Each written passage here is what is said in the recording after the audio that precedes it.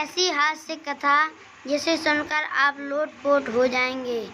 सुने राजेश्वरानंद जी महाराज की आवाज में। जय श्री राम।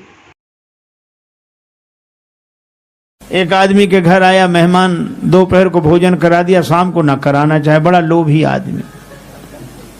अपने बेटे से बोला कि हम जब मेहमान के पास बैठे हो तो शाम का भोजन पूछने आना क्या बने।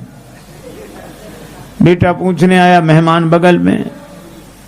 शाम को पिताजी भोजन क्या बने, दाल क्या बने, साग का क्या बने। वो आदमी बोला, शाम को फिर भोजन, थोड़ी देर पहले तो मेहमान के साथ भोजन किया ही था। है?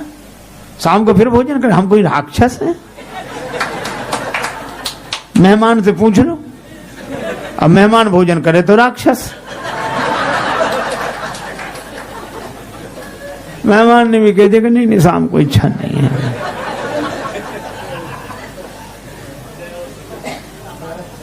एक महात्मा किसी के यहाँ निमंत्रण में गए, एक वृद्धा माता भोजन की थाली लगा दी, पंखा लेके बैठ गई। जल्दी जल्दी में पापड़ परोसना भूल गए, सामने रखे थे, और बुढ़िया उधर पीठ किए बैठी। अब महात्मा का मन उधर ही जाए। मनुष्य का स्वभाव है, 2 कौड़ी की न मिले चीज तो करोड़ों की लगती है, और करोड़ों की मिल जाए तो 2 कौड़ी की लगती है। और पूरे पत्तल भर भोजन पर ध्यान न जाए, पापड़ पर ध्यान। रहा नहीं गया, मांगे तो शर्म लगे। बुढ़िया से बोले, माता जी भगवान की बड़ी कृपा जो आज तुम्हारा दर्शन हो गया। क्यों? रास्ते में सांप मिला, बड़ा लंबा सांप। कितना लंबा? यहां से वो पापड़ की थाली रखी। बुढ़िया बोले, अरे महाराज पापड़ परोसना तो भूल गई। महात्मा बोले, हम तो बता रहे थे कि सांप कितना लंबा था। तो बोलो, कई बार बहाने से भी बात कही जाती है कि नहीं?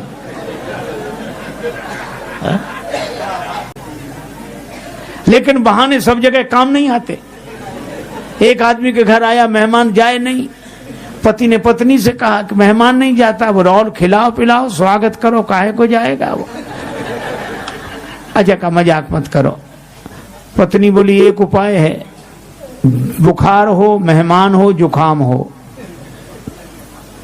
ज्वर जुखाम और पाहुना, इनका एक उपाय, लंगन दे दो तान के, फिर न वापस आए। तो उसको लंघन कैसे दें भाई? वो घर में भोजन बने तो उसको कैसे ना दें? बोले, आज मत बनाओ। करना बने, इसका कारण? बोले, लड़ाई। लड़ाई हम लोगों में होती नहीं कि झूठी लड़ाई कर लो। अब पति ने डांटना शुरू किया, पत्नी ने रोना शुरू किया। पत्नी बोली, मुझे ही डांटते रहते हो, आज मैं भोजन ही नहीं बनाऊंगी। पति बोला, मत बनाना। अब मेहमान ने सुना कि जब इन्हीं को नहीं मिल रहा है तो हमें। सो उसने अपना थैला उठाया, पति पत्नी भीतर से देख रहे, थैला उठा के गया। पति बोला पत्नी से कि काहे को रो रही हो, हम तो झूठा डांटा था, कोई सच्चा थोड़ा ही। तो पत्नी बेचारी चुप हो गई कि मैं भी तो झूठे ही रो रही थी, सच थोड़ा ही रो रही थी। संयोग की बात, तब तक मेहमान फिर हाजिर हुए। हम भी तो झूठे ही गए थे, कोई सच्चे थोड़े ही गए थे। तो कई बार बहाने से भी बात बनती नहीं।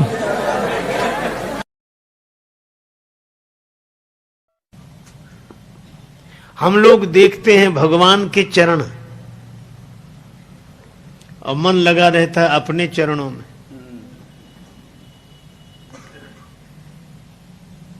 मंदिर में जाते हैं, जूते बाहर ही उतार देने पड़ते हैं। भगवान के चरणों का दर्शन करते हैं, सोचते हैं ये कोई ले न जाए, बाहर पड़े हैं। एक व्यक्ति ने तो बड़े विचित्र ढंग से स्तुति करना शुरू किया।